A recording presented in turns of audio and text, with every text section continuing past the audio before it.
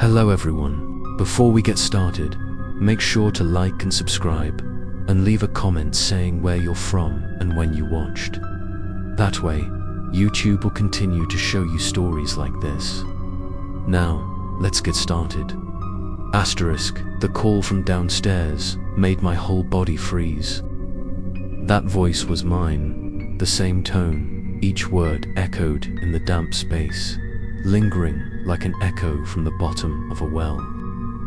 I stood still on the stairs, my hands tightly gripping the cold railing. The house was dark, only the dim light from the flickering hallway lamp left, casting distorted streaks of light on the wall. I took a deep breath, mustering up all my courage to walk down each step, my steps heavy as if being pulled into the abyss. The further I went down, the clearer the call became. But the most terrifying thing was that it did not come from a fixed direction, but seemed to surround me, seeping into my ears, flowing straight into my mind. When I reached the ground floor, I turned on the light, but the bulb went out immediately, leaving the whole room in pitch darkness. I reached for the lighter in my pocket. The small light flashed, and right in front of me, in the corner of the living room, there was a huddled figure. I shined the light in that direction. My heart stopped when I realized that the face was exactly like mine, except for one thing. There was no shadow under my feet. That face looked up. Its eyes were white. Its mouth moved as it called my name. I dropped the lighter. The darkness immediately swallowed everything. In that moment, a cold hand gently touched my shoulder. I turned around. There was no one. I hurriedly ran up to my room, slammed the door, and gasped like someone about to drown. Emily sat on the bed, her eyes calmly looking at me. She didn't ask, didn't speak, just smiled. That smile lasted too long, making me shiver. I turned away, lay down on the bed, but couldn't sleep. In my fitful dream, I found myself locked in a mirror room, surrounded by distorted images of me, of Emily, and of countless strange faces screaming in silence. I tried to break the door, but everything was closed. Only the sound of rain hitting the roof. The rain sounds echoed like a countdown to death.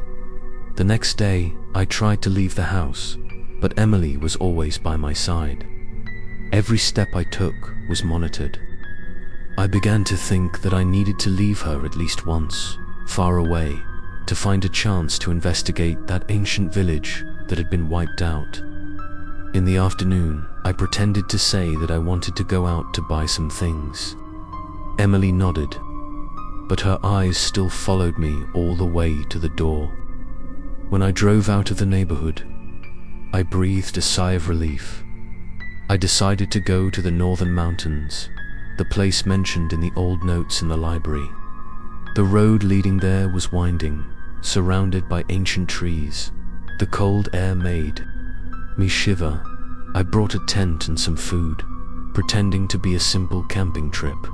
But in fact, I was looking for the truth. At night, I set up my tent in the middle of the forest, surrounded by only the whistling wind and the sound of insects. I lit a fire, the flickering flame illuminating the long shadows of the trees. But for some reason, my shadow trembled as if it did not fit my body. I remembered Emily, remembered that shadowless face, and suddenly felt as if there were eyes staring at me from the endless darkness in the middle of the night. When the fire was almost out, I was startled by the sound of footsteps around the tent. At first, I thought it was a wild animal, but the more I listened, the more I realized it was the sound of shoes, heavy, deliberately stepping on dry leaves. I shakily held the flashlight and shined it outside. In the darkness, a figure stood still. I turned the light towards it, and my heart clenched. It was Emily, her white dress soaked, her hair hanging down, her deep black eyes staring at me. I looked down at the ground. There was no shadow, I screamed, quickly turned back into the tent, and pulled the zipper tight. But only a few seconds later, I heard the sound of the tent fabric being torn, each fingernail piercing through the space. I threw everything away, rushed out of the tent, and ran for my life into the forest. The rain began to pour, the rain sounds, mingling with the pounding of my heart. I ran and ran, my feet slipping on the wet ground, until I stopped and realized I was deep in the forest. There was no fire, no way back. All around was darkness and the howling wind. I leaned against the tree, panting, trying to reassure myself that it was all an illusion, that Emily couldn't have followed me here. But then, from afar, I saw a dim light shining in the middle of the forest. I followed it, each step trembling. I got closer. I discovered an old, dilapidated wooden house. The wooden door was ajar. The wind blowing through it made a groaning sound. I pushed the door open and entered. Inside, it was covered in dust, a strong smell of mold. The walls were covered with old paintings, all depicting a woman in a white dress without a shadow. I realized this was the only remaining house of the cursed village. My heart pounded wildly. I approached the largest painting. The woman in the painting's eyes suddenly turned, looking straight at me.